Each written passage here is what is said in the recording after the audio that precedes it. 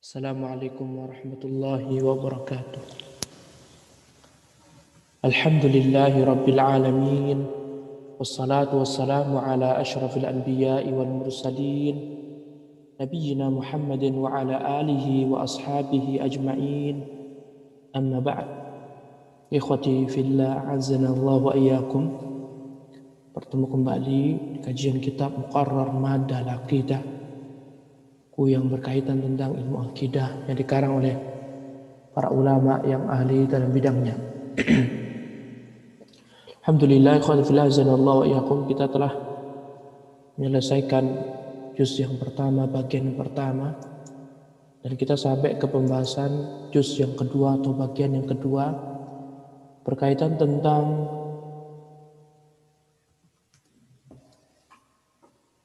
kesyirikan atau pembatal keimanan ketiga, yaitu kesyirikan. Dan kita sampai ke pembahasan macam-macam syirik. Nah, khatifillah zanallahu wa iyyakum. Syirik itu terbagi menjadi dua, menurut pemaparan penulis di sini.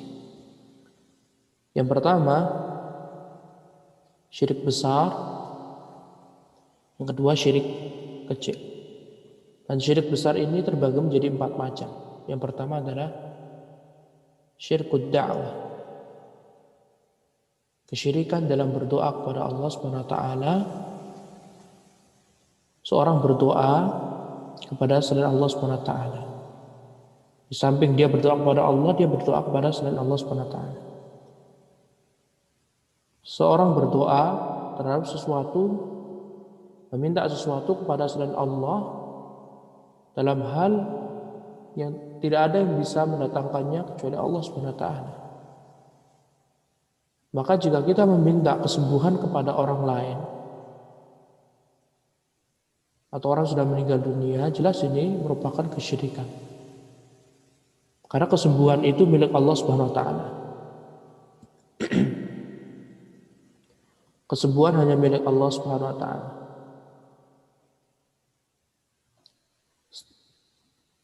Jika seorang meminta agar diberikan manfaat, kemudian dijauhkan dari madarat, maka ini masuk ke dalam syirkud da'wah, syirik doa.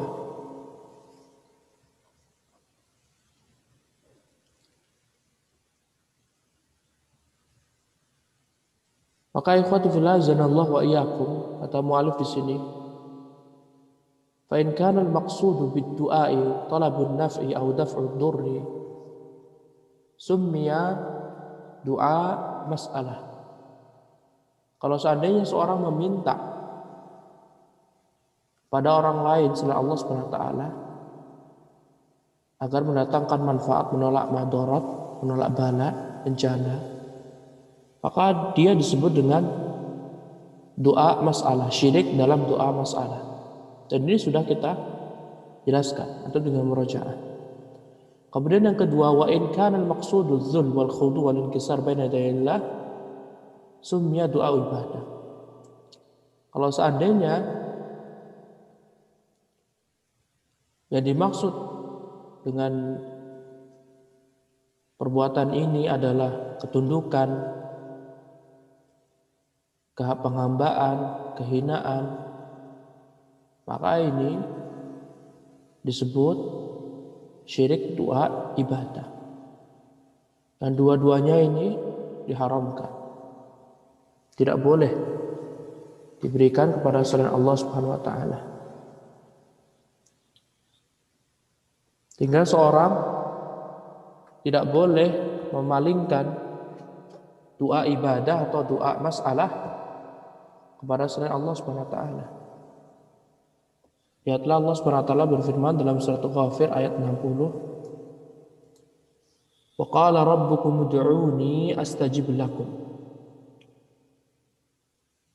Dan Rabb kalian mengatakan, ud'uni astajib lakum, berdoalah kepadaku. Berdoalah kepadaku, maka aku akan mengabulkan permintaanmu. Innal ladzina yastakbiruna 'an ibadati sayadkhuluna jahannama dakhirin. Sesungguhnya orang-orang yang menyombongkan diri dari beribadahku atau mengibadahiku, mereka akan masuk ke dalam neraka jahanam dakhirin, dalam keadaan hina. Kalau kita perhatikan ikhwan fillah azanallahu wa iyyakum, ud'uni di sini adalah doa masalah. Allah menyuruh kita kalau mau meminta manfaat, menolak madarat, itu doanya kepada Allah Subhanahu wa taala, bukan selain Allah Subhanahu wa taala. Kemudian Allah mengisyaratkan dengan kalimat yang berikutnya. Innal ladzina yastakbiruna 'an ibadati, barang siapa yang menyombongkan diri dari beribadah kepadaku. Seolah Allah ingin menjadikan doa dengan mengangkat tangan, meminta kebaikan atau menolak kemudaratan itu termasuk ibadah, karena memang benar. Ad-du'a wal ibadah, doa itu termasuk ibadah.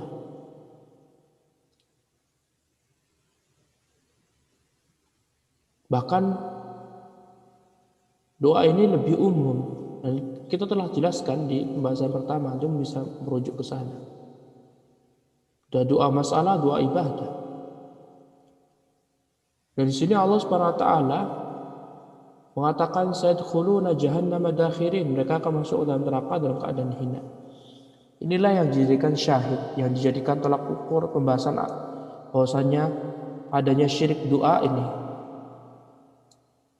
Itu apa?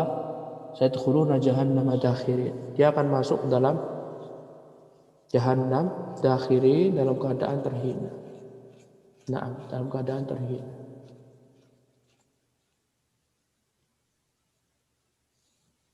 Lihatlah kata para ulama di sini. Walamma atlaqallahu ta'ala 'ala ad-du'a ism al-ibadah dalla 'ala annahu min ajallil ibadat wa afdhalil qurbat wa 'azamit ta'at. Allah telah menyebutkan doa meminta kebaikan, menolak kemudaratan itu dengan ibadah. Lantaran apa? Karena doa ini termasuk ibadah yang paling agung. Allah berfirman, wa idza sa'alaka ibadi 'anni fa inni qarib. Apabila hamba-Ku bertanya kepadamu tentangku, fa inni qarib, katakan bahwasanya aku ini dekat. Ujibu da'watad da'i idza da'an. Aku mengabulkan doa orang yang meminta ketika orang tersebut meminta kepadaku. Dan ini mengisyaratkan juga bahwasanya doa yang dipanjatkan pada Allah itu gak perlu memakai perantara. Kalau ingin bertobat kepada Allah SWT tidak perlu memakai perantara. Ujibu da'watad da'i idza apabila syarat, apabila dia berdoa kepadaku. Cukup berdoa kepada Allah, nggak perlu perantara Nabi Muhammad atau orang-orang saleh, wali saleh, maka Allah akan masukkan ke dalam ibadah. Allah akan kabulkan doanya. Kemudian dalam surat An-Nisa Allah berfirman, was'alullaha min fadlih, mintalah kepada Allah dari karunia-Nya. Kemudian doa wal ibadah dalam hadis, bahwa itu merupakan ibadah. Dalam hadis yang kedua, Rasulullah SAW bersabda, "Laisa syai'un akramu 'ala Allah min ad-du'a." Tidak ada sesuatu yang lebih mulia daripada berdoa. Paragraf ini ikhwati fillah azanallahu yakum, ini menjelaskan bahwa doa itu betapa penting. Dan ini semuanya sudah kita bahas panjang lebar di juz yang pertama, bagian pertama, itu tinggal murojaah. Nah, kemudian terakhir beliau mengatakan, walihadza fa in da'a fa inna du'a ghairillahi minasyirki. Oleh karena itu berdoa selain Allah termasuk kesyirikan, entah doa ibadah atau doa masalah. Intinya barang siapa yang memalingkan doa, baik doa masalah atau doa ibadah, doa masalah atau doa ibadah kepada selain Allah, maka jelas dia telah berbuat syirik. Pelakunya musyrik dan masuk dalam neraka. Kemudian terakhir beliau menyebutkan sebuah ayat dalam surah Al-Mu'minun ayat 117. Wa may yad'u ma'allahi ilahan akhara la burhana lahu bih fa innama hisabu 'inda rabbih innahu la yuflihul kafirun. Barang siapa yang berdoa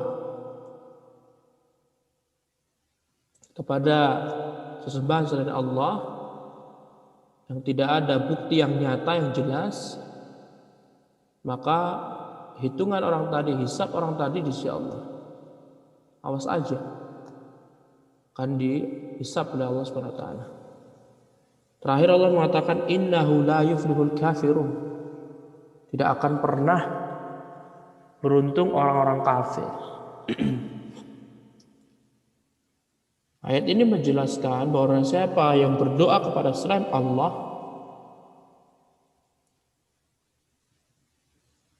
orang tersebut dihitung oleh Allah Subhanahu wa taala menjadi orang kafir. Dan orang kafir itu tempatnya di neraka. Sehingga ancaman bagi orang yang memalingkan doa kepada selain Allah Subhanahu wa taala, dia akan dimasukkan oleh Allah Subhanahu wa taala ke dalam neraka. Nah, itu yang pertama, syirkud da'wah atau syirkud doa, berbuat syirik dalam berdoa kepada selain Allah Subhanahu wa taala. Dan ini yang banyak sekali terjadi zaman dahulu sampai sekarang. Abu Jahal dan teman-temannya, mereka itu berdoa kepada Allah dan berdoa kepada patung-patung, Hubal, Manat, Suwa, Yahud, dan yang lainnya. Adapun sekarang kaum muslimin, mereka di samping berdoa kepada Allah, mereka berdoa kepada para wali, orang-orang soleh, para nabi. Dan ini semuanya tidak dibenarkan dalam syariat Islam.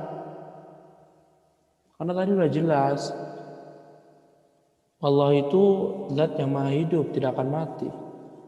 Untuk apa kita meminta pertolongan, berdoa kepada orang-orang yang meninggal dunia? Nah, kemudian yang kedua, ikhwati fillah azanallahu wa iyyakum, macam kesyirikan adalah syirik besar. Yang nomor dua adalah syirkun niyah wal iradah wal qasd. Syirik dalam niat, tujuan, murni ibadahnya dari awal sampai akhir tujuannya untuk dunia, waliyadzubillah, maka masuk ke dalam syirik ini dan pelakunya masuk neraka. Contoh, misalkan seorang menuntut ilmu agama, mengajarkan ilmu agama,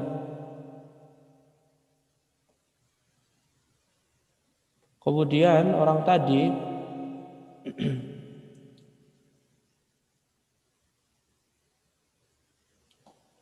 niat tujuan menuntut ilmu atau mengajarkannya untuk meraih pundi-pundi rupiah atau untuk menarik orang lain duniawi, murni dari awal kajian sampai akhir, murni semua amal ibadahnya untuk dunia, bukan untuk selain Allah Subhanahu, bukan untuk Allah Subhanahu wa taala, maka dimasukkan ke dalam syirkun niyah wal iradah wal qasd. An-niyah wal iradah wal qasd ini sama, artinya sama semuanya, tujuan. Lihatlah Allah Subhanahu wa taala berfirman mengenai perbuatan ini, syirik besar. Allah berfirman dalam surat Hud ayat 15 sampai ayat 16. Man kana yuridul hayatad dunya wa zinataha nuwaffi ilaihim a'malahum fiha wa hum fiha la yubkhasun. Ulaika alladziina laisa lahum fil akhirati illa an-nar wa habita ma sana'u fiha wa batilun ma kanu ya'malun. Barang siapa yang menginginkan kehidupan duniawi dan perhiasannya, Allah akan berikan amalannya, Allah akan berikan balasannya. Wa hum fiha la yubkhasun, mereka tidak akan pernah dicurangi oleh Allah SWT, akan diberikan semuanya. Tetapi kata Allah, ulaikal ladzina laisa lahum fil akhirati illa an-nar, orang yang mengharapkan dunia, di akhirat mereka akan dimasukkan Allah Subhanahu wa taala dalam neraka. Wa habita ma sana'u fiha wa batilu ma kanu ya'malun.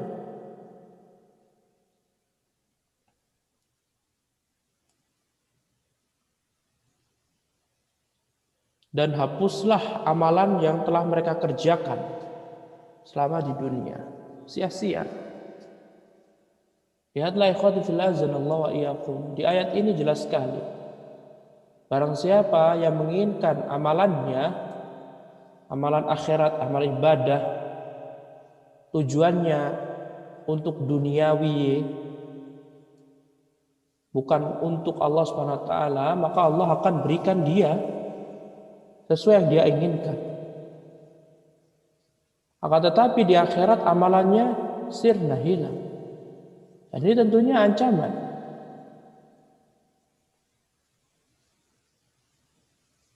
Dan ayat ini untuk orang-orang kafir yang mereka menyembah Allah dalam rangka duniawi seperti orang munafik. Orang munafik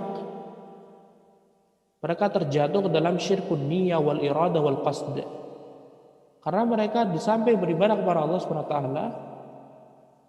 tujuan mereka sholat yang lainnya, tujuannya itu hanya ingin dipuji.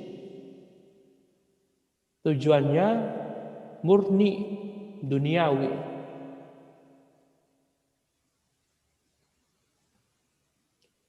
Sehingga Allah SWT ancam mereka dengan ayat ini. Nah,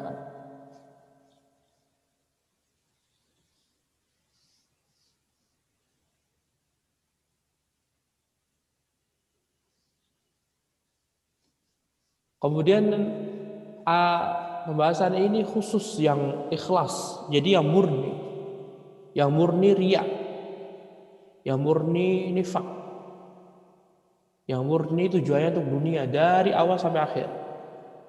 Tetapi kalau yang sebagian niat kemudian ini udah pembahasannya sudah lewat, dan itu tidak mengeluarkan dari agama Islam.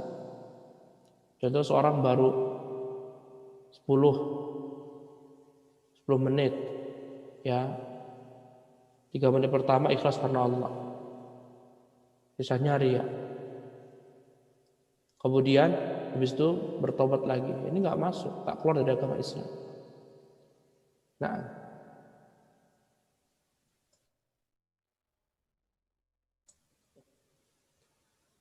Nah, kemudian ikhwan fillah azanallahu wa iyyakum, yang ketiga adalah syirkut ta'ah, syirikan ketaatan, dan ini termasuk syirik besar, syirkut ta'ah, ketaatan yang besar.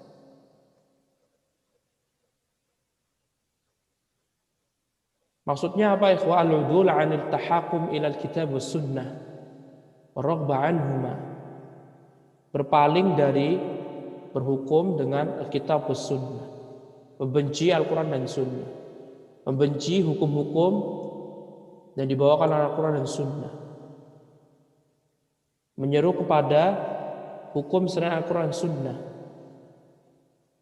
Maka ini jelas, ini kesyirikan.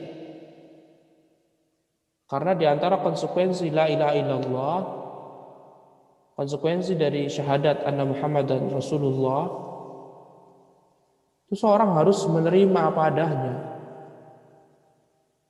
dan berhukum pada Allah Subhanahu wa taala dan Rasulnya. Lihatlah, dan itu sudah berlalu pembahasannya. Allah menafikan orang yang berhukum pada selainnya, tidak ridho terhadap keputusan Rasulnya, menafikan keimanan pada untuk mereka. Fala wa rabbika la yu'minuna hatta yuhakkimuka fima shajara bainahum thumma la yajidu fi anfusihim harajan mimma qadaita wa yusallimu taslima. Ayat ini jelas sekali bahwasanya orang yang menolak hukum Rasulullah SAW dan Allah,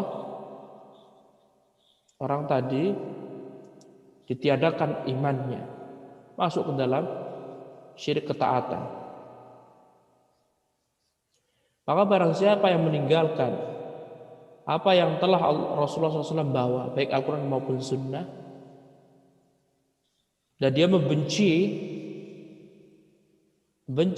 apa yang dibawa Rasulullah SAW, jelas ini merupakan kesyirikan. Karena Allah SWT berfirman, wa anihkum bainahum bima anzalallah. Wahai Nabi, engkau harus menghukumi di antara manusia dengan apa yang Allah telah turunkan. Kemudian Allah juga katakan, wa afa hukmal jahiliyati yabghun? Apakah mereka itu menginginkan hukum jahiliyah? Hukum jahiliyah itu hukum yang tidak berdasarkan Al-Quran dan Sunnah.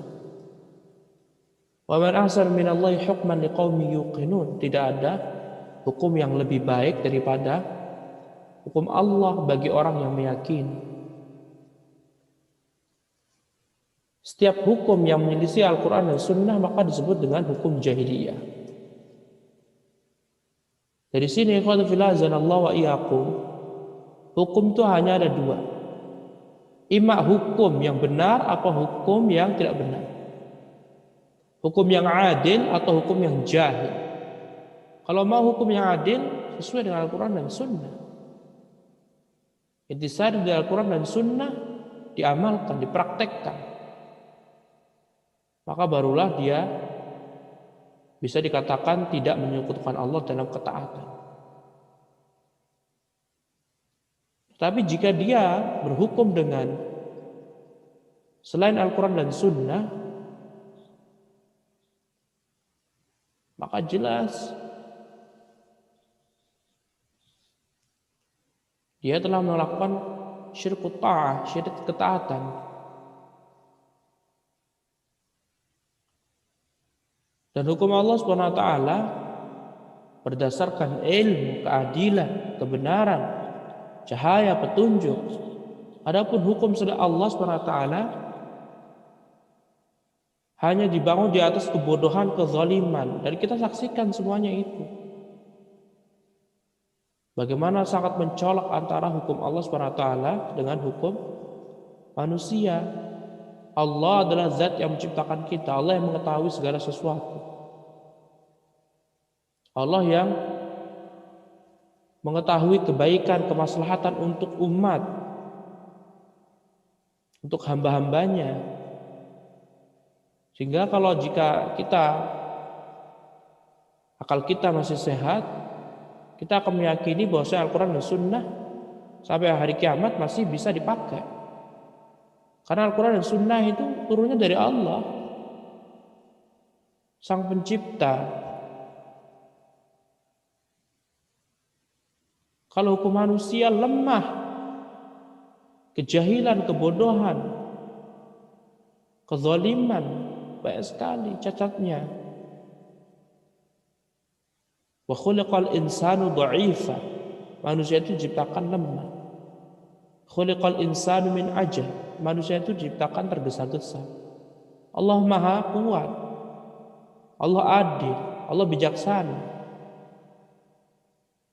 Maka jelas kalau misalkan seorang mentaati hukum selain Allah SWT, dia terjatuh ke dalam syirik ta'ah. Dan ini syirik besar, harus bertaubat. Nah, yang keempat, ikhwatu fillah azanallahu wa iyyakum, syirkul mahabbah, kesyirikan dalam hal cinta, yang seharusnya cinta yang dipenuhi dengan ketundukan, kepatutan, kehambaan, kehinaan itu harus diberikan pada Allah, tapi orang-orang memberikannya kepada selain Allah SWT. Dan ini sebenarnya sudah kita bahas di pembagian pertama, tapi ini lebih ditekankan lagi. Adanya kesyirikan dalam rasa cinta.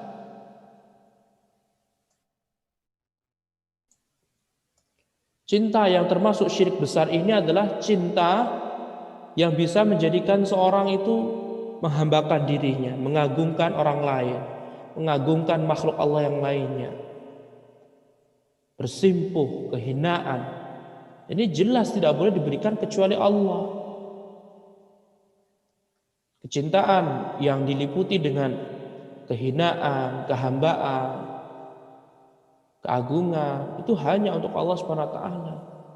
Maka barang siapa yang memalingkan cinta tersebut kepada selain Allah, maka dia telah berbuat kesyirikan. Lihatlah Allah Subhanahu wa taala berfirman, "Wa minan nasi may yattakhidhu min dunillahi andada." Dan ada manusia yang menjadikan selain Allah Subhanahu wa taala sebagai tandingan. Tandingan-tandingan selain Allah, baik patung maupun tumbuhan atau pohon atau apapun itu. Menjadikan tandingan-tandingan selain Allah Subhanahu wa taala. Yang mana orang tadi yuhibbunahum kahubbillah. Mencintai tandingan tersebut melebihi cintanya kepada Allah Subhanahu wa taala, atau cinta mereka persis seperti cinta Allah. Maksudnya adalah ketundukan. Rasa cinta mereka yang menghasilkan ketundukan, ketawaduan, kepatuhan, keagungan yang seharusnya diberikan untuk Allah, mereka berikan untuk benda-benda mati. Qul Allah mensyar walladzina amanu asyaddu hubban lillah. Dan orang beriman, mereka benar-benar takut, benar-benar mereka cinta kepada Allah Subhanahu wa taala. Lihatlah Allah mengatakan walladzina amanu, orang yang beriman, mengisyaratkan barang siapa yang memalingkan rasa cinta tersebut kepada selain Allah, maka orang tersebut berbuat syirik. Disebut dengan syirkul mahabbah, syirik dari rasa cinta. Nah, dan orang-orang Arab zaman dahulu, Abu Jahal dan teman-temannya, mereka ini menjadikan bagi Allah sekutu-sekutu. Allah memiliki tandingan-tandingan. Mereka mencintai Allah, di samping juga mencintai berhala-berhala mereka. Dan ini tidak boleh. Tetapi orang yang beriman, yang sebenarnya beriman, mereka hanya mencintai Allah Subhanahu wa taala. Mereka menjadikan rasa tunduk, patuh, keagungan, penghambaan dalam rasa cinta hanya untuk Allah Subhanahu wa taala, tidak diberikan kepada makhluknya. Nah, jadi 4 itulah ikhwatu fillah azanallahu wa iyyakum, macam dari syirik besar. Macam dari syirik besar ada 4. Yang pertama syirkud da'wah, kemudian yang kedua syirkun niyah wal iradah wal qasd, yang ketiga syirkut ta'ah, yang keempat syirkul mahabbah. Kemudian kita akan bahas macam yang kedua, yaitu syirik kecil. Syirik kecil atau syirkul asghar. Setelah kita sebutkan pengertian syirik kecil, setiap di Al-Quran dan Sunnah ada lafadz syirik atau semacam dengannya, tapi dia hanya menghantarkan kepada syirik besar.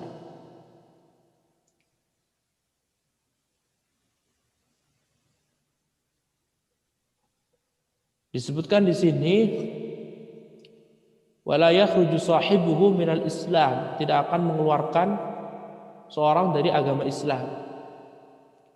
Lakinnahu yanqusut tauhid, tetapi meringankan tauhid, mengurangi keimanan tauhidnya.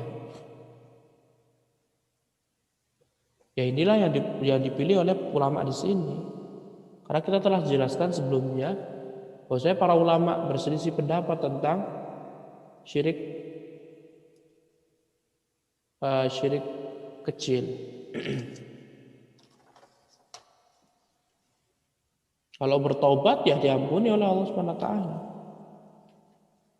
Tapi kalau sampai meninggal dunia tidak bertobat, ya tidak ini. Syirik kecil tidak akan mengeluarkan seorang dari agama Islam. Dan menurut pembagian di sini para ulama menyebutkan syirik kecil ini terbagi menjadi dua. Yang pertama asyirku zahir, syirik yang nampak. Yang kedua asyirkul khafi, syirik yang tidak nampak. Syirik yang zahir adalah sebuah lafaz-lafaz atau perbuatan yang dihukumi syirik.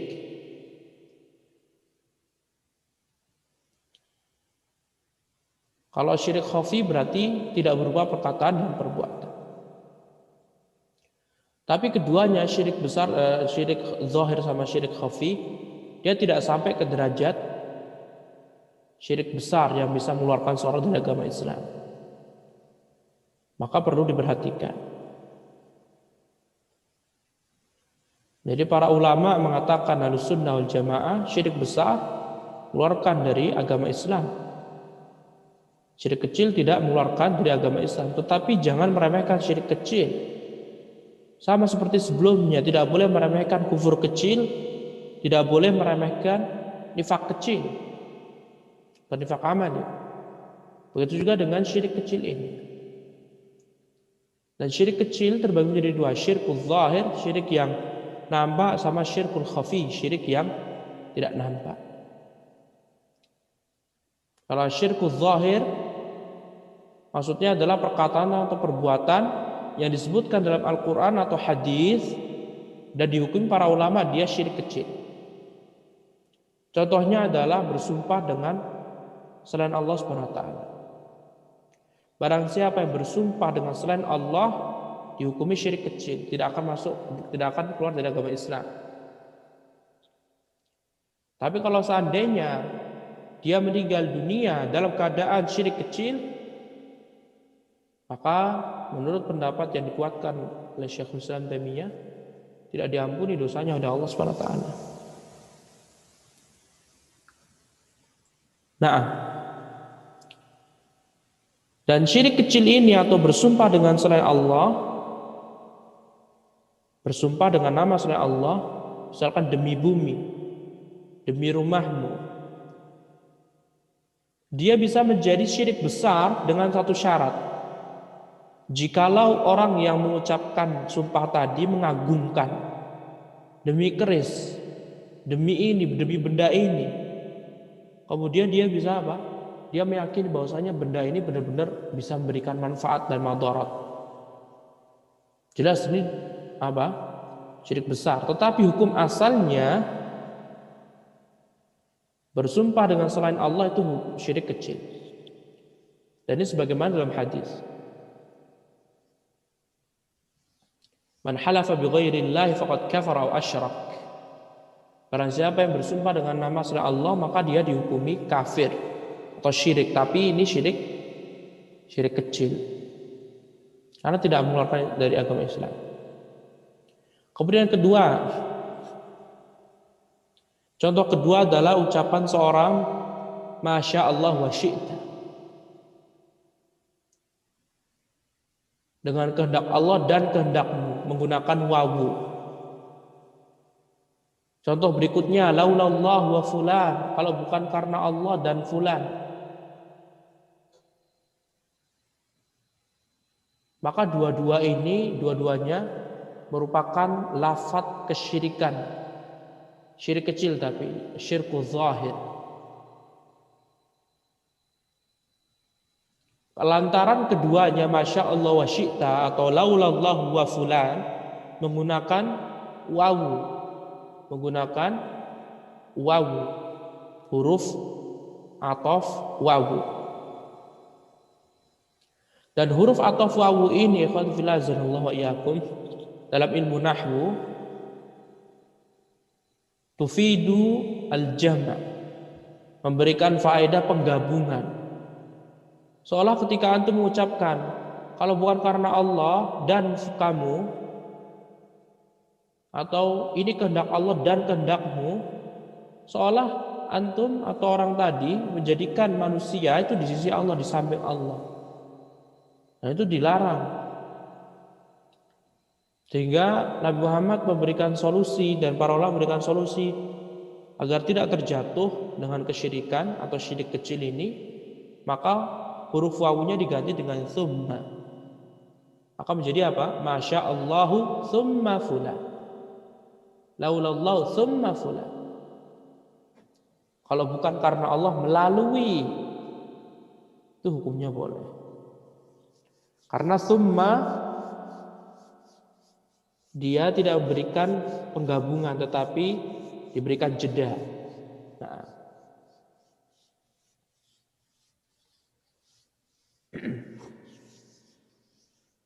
Dan dalam hadis yang sahih, qadfilazanallahu wa iyyakum, disahihkan oleh Syekh Al-Arnaut, seorang berkata kepada Nabi Muhammad SAW, Masya Allah wa syi'ta, kalau bukan kehendak Allah dan kehendakmu wahai Nabi Muhammad.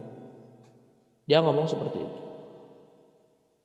Kemudian sontak saja Rasulullah mengatakan, aja'altani lillahi niddan, apakah kamu menjadikan aku sekutu bagi Allah? Bal masya Allah wahdah, katakan hanya Allah Subhanahu wa taala, hanya kehendak Allah Subhanahu wa taala saja. Ini ikhwati fillah azanallahu wa iyyakum, ini isyaratkan bahwasanya Nabi Muhammad adalah orang yang fasih bahasa Arab. Nabi Muhammad adalah orang yang faham bahasa Arab, ibarat kata faham nahwu shorof. Bisa difahamin? Nabi Muhammad faham nahwu shorof. Walaupun Nabi Muhammad tidak tahu ini huruf atof, ini huruf apa, tapi Rasulullah faham karena beliau orang Arab fasih. Dan ketika Rasulullah disebutkan wawu, Masya Allah wa syi'ta, wawu di sini, Rasulullah marah. Karena Rasulullah memahami kalimat wawu itu tujuannya untuk menggabungkan antara makhluk dengan makhluk yang lainnya. Contoh, Zahaba Muhammadun wa Ahmad. Muhammad dan Ahmad pergi kemana? Ilal masjid, ke masjid. Maka dua-duanya Muhammad dan Ahmad ini mesti ada terus gitu loh. Gabung terus kanan kiri gitu. Nah, kalau pakai wawu itu menunjukkan hal yang dilarang karena tufidul jama', tufidu al-jama'. Nah, kemudian ikhwatu fillah azanallahu wa iyyakum, itu contoh dari al-alfaz. Contoh dari al-alfaz. Nah, kemudian termasuk syirik kecil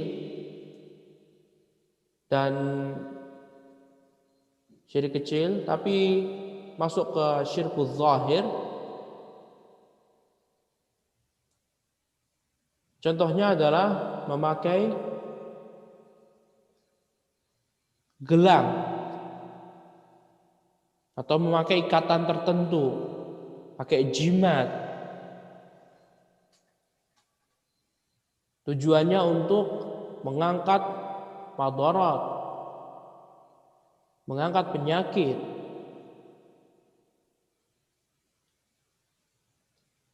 Tujuannya untuk menolak penyakit, menolak agar tidak terkena gangguan. Maka ini syirik kecil. Walaupun tidak sampai ke derajat syirik besar, maka ini berbahaya. Dan para ulama pun mengatakan hal-hal ini, jimat, kemudian gelang, kalung yang ditaruh di mana ya, ikatan tertentu, ini bisa menjadi syirik besar jika orang yang memakainya meyakini bahwasanya dia bisa memberikan manfaat, menolak madarat.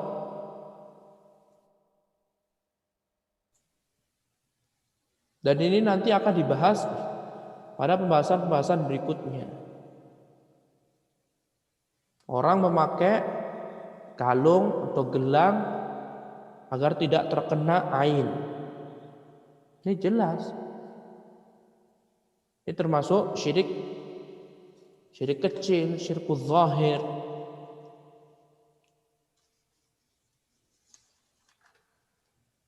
Dan para ulama mereka memberikan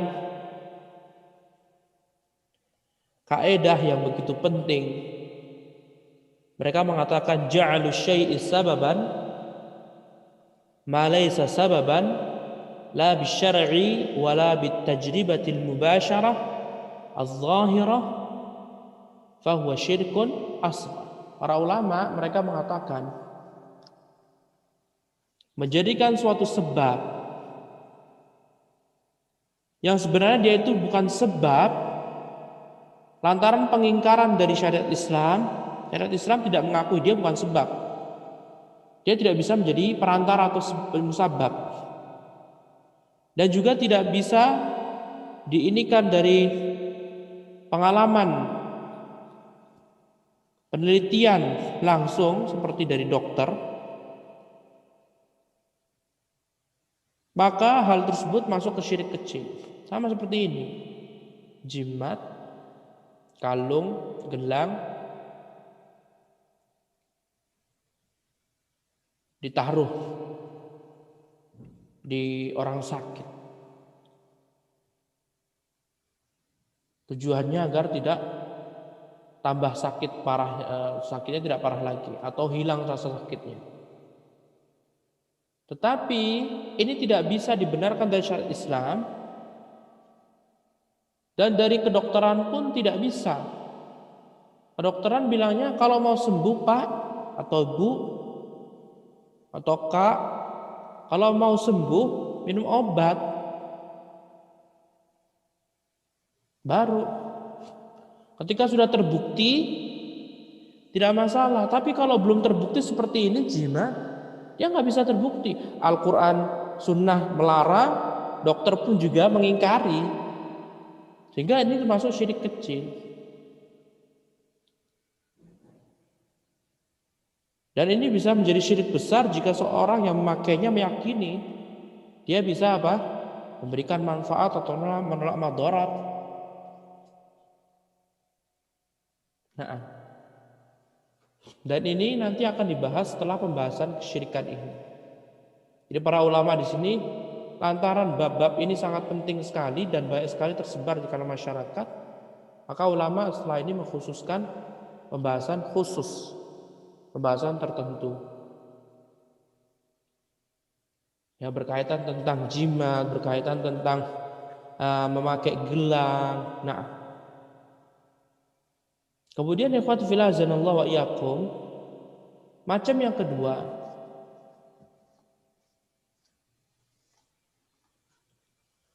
kedua, dari kesyirikan atau syirkul asghar adalah asyirkul khafi, asyirku al-khafi. Kesyirikan yang tersembunyi, yang tidak nampak, yang tidak terlihat.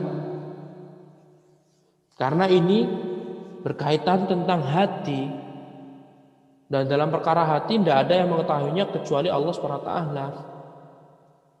Kalau syirkul khafi ini seperti riya dan sum'ah. Riya dari kata ro'a, artinya melihat.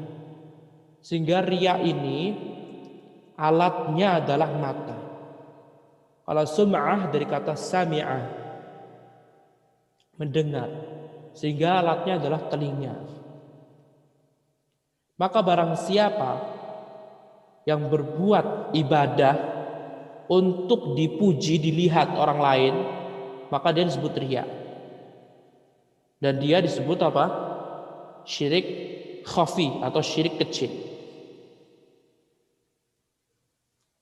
Kemudian yang kedua adalah sum'ah. Seorang baca Al-Quran diperbagus bacaannya agar dipuji. Maka ini adalah sum'ah karena alatnya mendengar. atau seorang baca kitab, memberikan penyampaian ceramah, dibuat-buat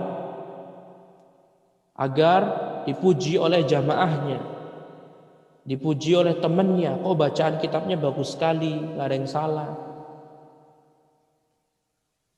Dan ini termasuk sum'ah jika orang tadi mengharapkan pujian. Dan kedua ini ikhwati fillah azanallahu wa iyyakum berkaitan tentang niat amalan hati, amalan hati. Bukan lafaz atau bukan perbuatan. Karena yang mengetahui riya atau tidak, atau sum'ah atau syirik atau tidak, ya hanya dia saja dan Allah Subhanahu wa taala.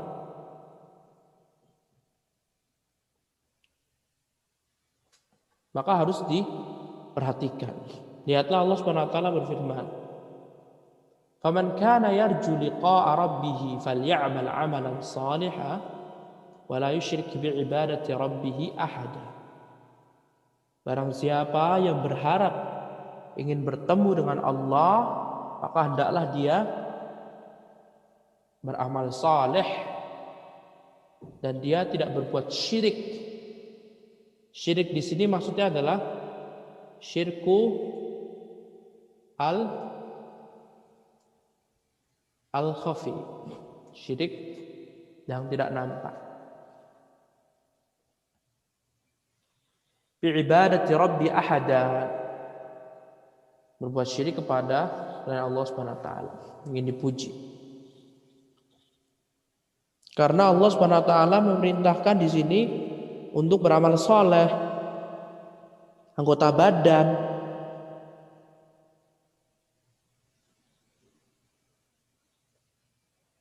Dan di sini Rasulullah Allah Subhanahu wa taala menjelaskan jangan berbuat syirik, menyekutukan Allah Subhanahu wa taala terhadap siapapun dalam amalan. Nah, dalam hadis yang diriwayatkan oleh Imam Ahmad, Rasulullah SAW mengatakan, "Akhwafu ma akhafu alaikum asyirkul asghar." Yang aku takuti, yang aku paling takuti terhadap kalian adalah syirik kecil. Syirkul asghar, syirik kecil. Kemudian para sahabat pun bertanya, "Wa ma syirkul asghar?" Maksud syirik kecil apa wahai Rasulullah SAW? Kata mereka. Kemudian Rasulullah SAW pun menjawab, "Ar-riya." Riya. Seorang memperbagus sholatnya, amal ibadahnya, tujuannya untuk dipuji. Dan ini tidak hanya riya saja, ikhwan fillah azanallahu wa iyyakum. Tidak hanya riya saja. Seperti orang berdakwah, dia pagi siang sore ngisi kajian terus. Atau pagi siang sore ikut Zoom terus, ikuti kajian terus. Tapi tujuannya agar dipuji, maka jelas ini tidak boleh. Dan ini termasuk riya, harus ditinggalkan.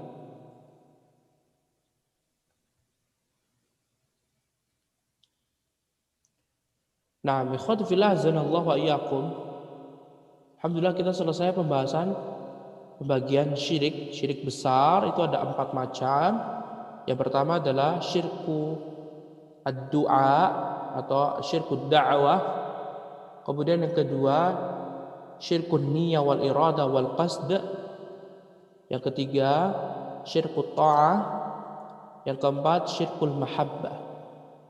Kemudian kita juga telah membahas syirik kecil terbagi menjadi 2. Yang pertama syirkul zahir, syirik zahir yang berkaitan tentang perkataan dan perbuatan.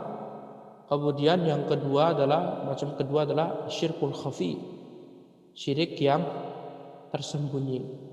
Dan ini berkaitan tentang hati. Adapun perbedaan antara syirik besar dan syirik kecil kita sudah sampaikan. Bahwasanya syirik besar itu mengeluarkan seorang dari agama Islam. Kalau syirik kecil tidak mengeluarkan seorang dari agama Islam.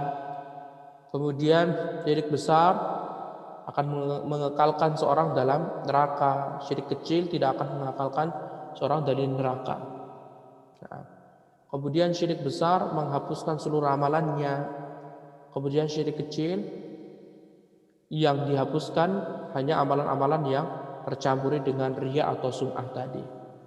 Kemudian syirik besar, darah dan hartanya halal, ya, boleh diganggu oleh kaum muslimin, boleh dibunuh orangnya, hartanya dijadikan rampasan kaum muslimin. Adapun syirik kecil tidak diperbolehkan sama sekali, baik harta maupun darahnya. Kemudian yang berikutnya adalah syirik besar harus adanya al-adawah al-khalisah, permusuhan yang benar-benar, tidak main-main, karena dia telah menjadi orang kufur, orang kafir. Naam. Kemudian ikhwan fillah azanallahu wa iyyakum, alhamdulillah kita sudah menyelesaikan pembatal keimanan. 3 pembatal terbesar keimanan. Yang pertama adalah kekufuran, kemudian yang kedua kemunafikan, yang ketiga adalah kesyirikan. Maka selayaknya seorang yang sudah mengetahui 3 pembatal ini berlindung kepada Allah Subhanahu wa taala agar Allah Subhanahu wa taala menjauhkan dirinya dari 3 pembatal ini. 3 pembatal ini. Dan juga ikhwati fillah azanallahu wa iyyakum, dalam pembatal ini akidah Ahlussunnah wal Jamaah tidak boleh mengatakan memvonis perorangan.